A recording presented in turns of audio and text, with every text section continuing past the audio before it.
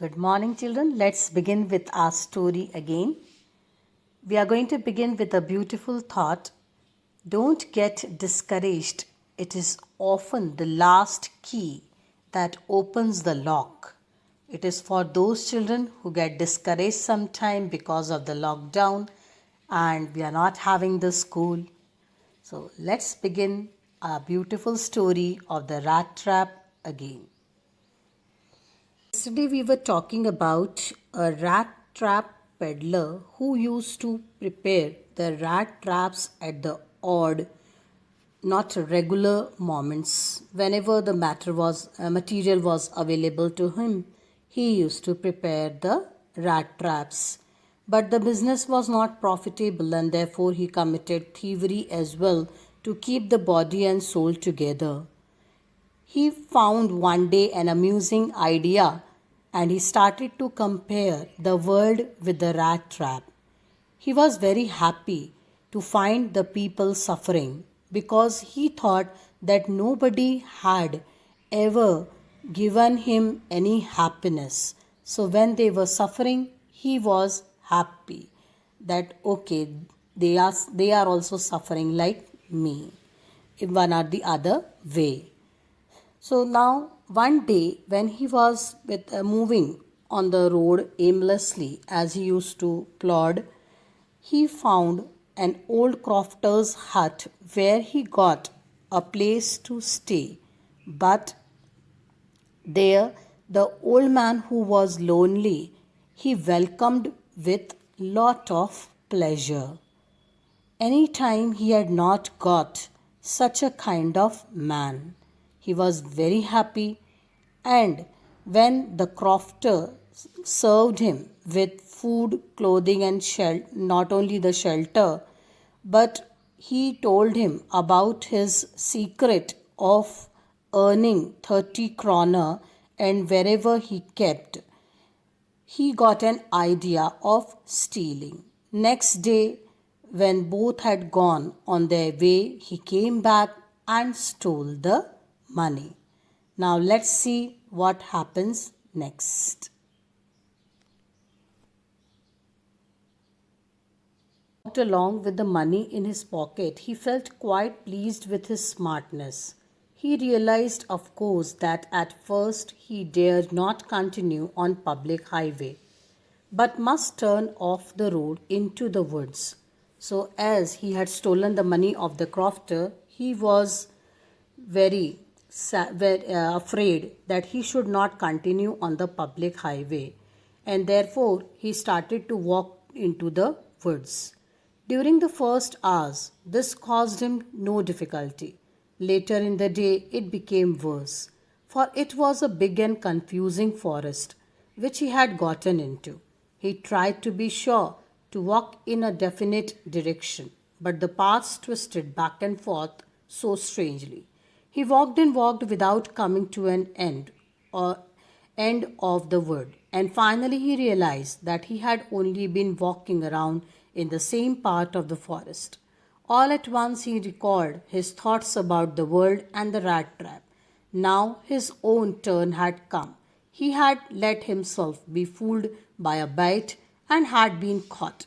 The whole forest, with its trunks and branches, its thickets and fallen logs, closed in upon him like an impenetrable prison from which he could never escape. Here, literary device simile is used, children. The comparison of the rat trap and the wood comparison. It was late in December, children, the time. Darkness was already descending over the forest. This increased the danger and increased also his gloom and despair. So he became hopeless. He was feeling very sad. Finally, he saw no way out because he was not able to get an exit point of the woods. And he sank down on the ground, tried to death, thinking that his last moment had come. But just as he laid his head on the ground, he heard a sound, a hard, regular thumping. Thumping is beating sound. There was no doubt as to what that was. He raised himself, Those are the hammer strokes from the iron mill. He thought, there must be people nearby.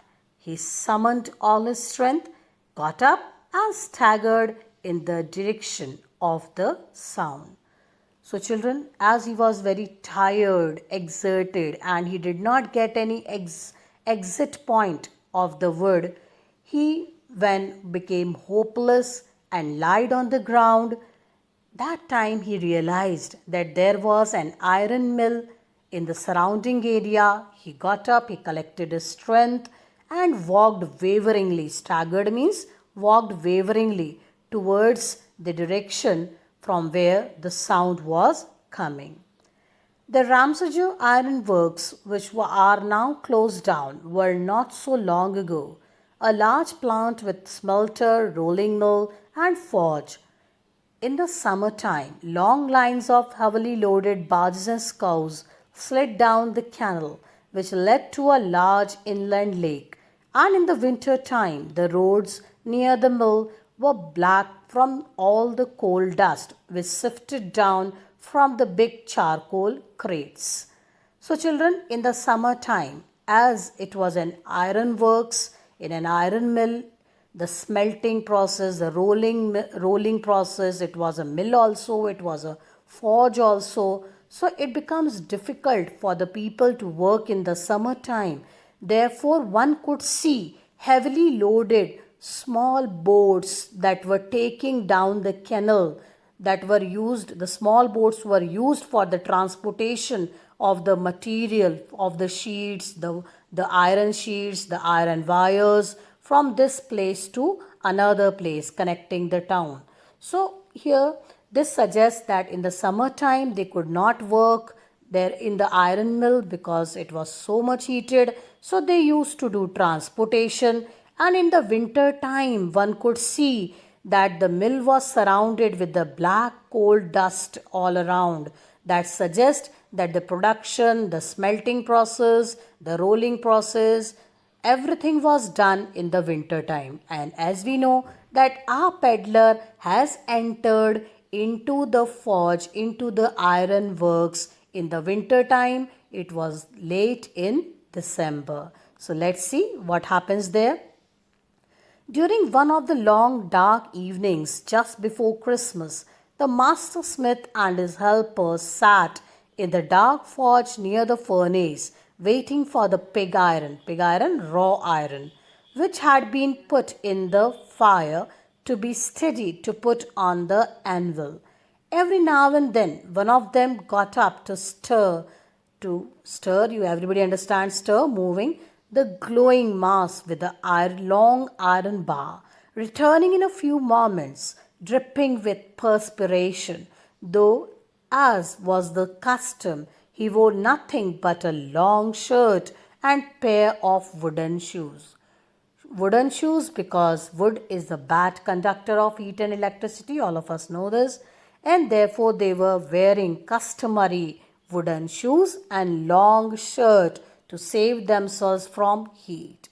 So in the iron works there, the peddler could find in the forge that there was a helper and a master smith.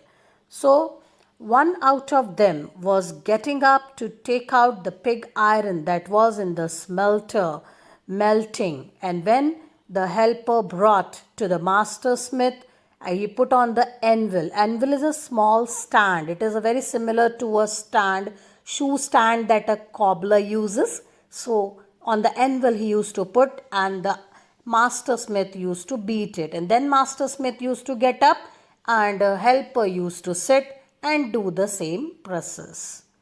All the time there were many sounds to be heard in the forge. Now children, this is important. Once I remember this question has been asked, though it was not in the main paper but in one of the kind of paper it was asked. What kind of sounds were to be heard there in the forge?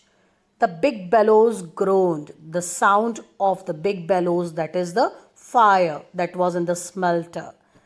And the burning coal cracked, the cracking sound of the coal. The fire boy showered charcoal into the maw of the furnace with a great deal of clatter. So Fireboy, who was putting the charcoal into the mouth of the furnace, and the clattering sound emerged. So that sound also could be heard. Outside roared the waterfall, so waterfall sound, and a sharp north wind whipped the rain against the brick tiled roof. So, how many sounds, children? Let's see again. Which kind of sounds could be heard there in the forge? Of the fire, of cracking of the coal, of Fireboy shoveling the charcoal into the mouth of the furnace. So, clattering sound of the charcoal. Then, waterfall roaring. Then, whipping the rain sound that was falling upon the brick tiled roof. So, altogether, he could hear the five sounds that were there. It was probably on account of all this noise that the blacksmith did not notice that a man had opened the gate and entered the forge until he stood close up to the furnace. So like this also this question can be asked. Why didn't the blacksmith notice the peddlers coming into the forge? The same answer, because of so many sounds that were there, the blacksmith did not notice. He was busy in his own work. Surely it was nothing unusual for the poor vagabonds, without any better shelter for the night, to be attracted to the forge by the glow of light which escaped through the sooty panes, and to come in to warm themselves in front of the fire. So, as the fire attracted the peddler, as we know that peddler was so tired, he wanted shelter for the night. He was afraid to move in the woods anymore because it was a dark forest and it might be possible there would be animals in the forest. Blacksmith glanced only casually and indifferently at the intruder. Again, it's an important question, children. Intruder is a person who comes and interferes. He looked the way people of his type usually did, with a long beard, dirty, ragged, and with a bunch of rat traps dangling on his chest. So now and then these kind of people used to come inside the forge, therefore it did not bother the blacksmiths. He asked permission to stay, and the master blacksmith nodded a haughty consent. A proud approval he gave, because in absence of the owner, he was there without honoring him with a single word. So he did not approve his presence or his staying there with any word. He just gave him a shake of head. He just nodded his head. The tramp did not say anything either. He had not come there to talk, naturally, but only to warm himself and sleep. In those days, the Ramsajo iron mill was owned by a very prominent iron master whose greatest ambition was to ship out good iron to the market. He watched both night and day to see that the work was done as well as possible, and at this very moment he came into the forge on one of his nightly rounds of inspection. So children, all of us know that those who want the best, they will always be on the foot. So he used to come on his nightly rounds also to see whether the people were working properly or not. Naturally, the first thing he saw was the tall ragamuffin who had eased his way so close to the furnace that steam rose from his wet rags. Ragamuffin, one who is in rags, are peddler children.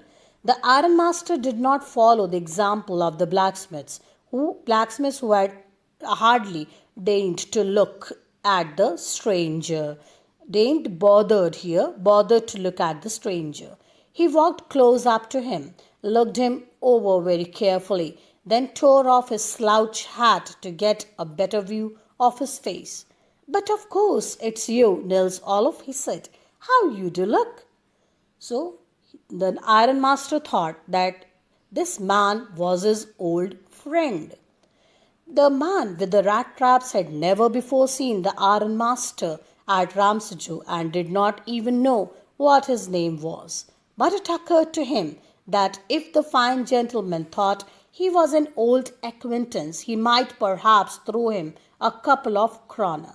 Therefore, he did not want to undeceive him all at once. Important question, children. Why did the peddler not undeceive at once the ironmaster? The answer is that he thought that he will get a little financial help from him. Yes, God knows things have gone downhill with me, he said. You should not have resigned from the regiment, said the ironmaster. That was the mistake. If only I had still been in the service at the time, it never would have happened. Well, now of course you will come home with me.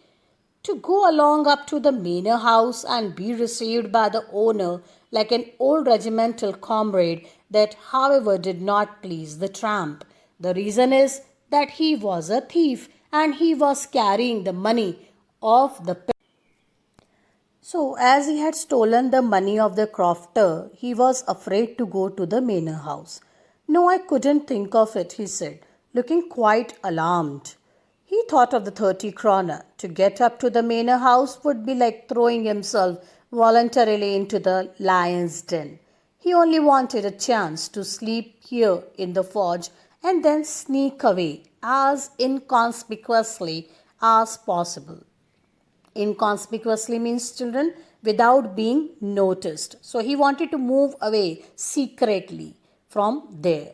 The ironmaster assumed that he felt embarrassed because of his miserable clothing.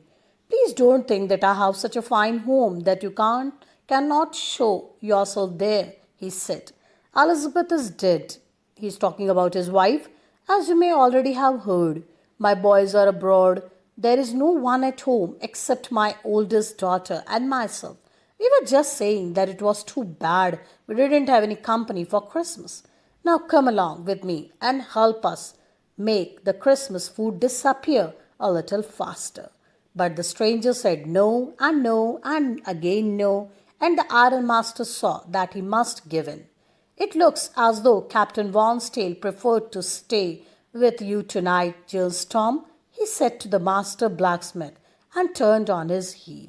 But he laughed to himself as he went away, because he was thinking that he was giving privilege to his old friend to come and stay in his house, and this man did not want to take advantage. Understood, and the blacksmith who knew him understood very well that he had not said his last word. Till here, children, we are going to do today, and the notes will be provided to you in the printed matter.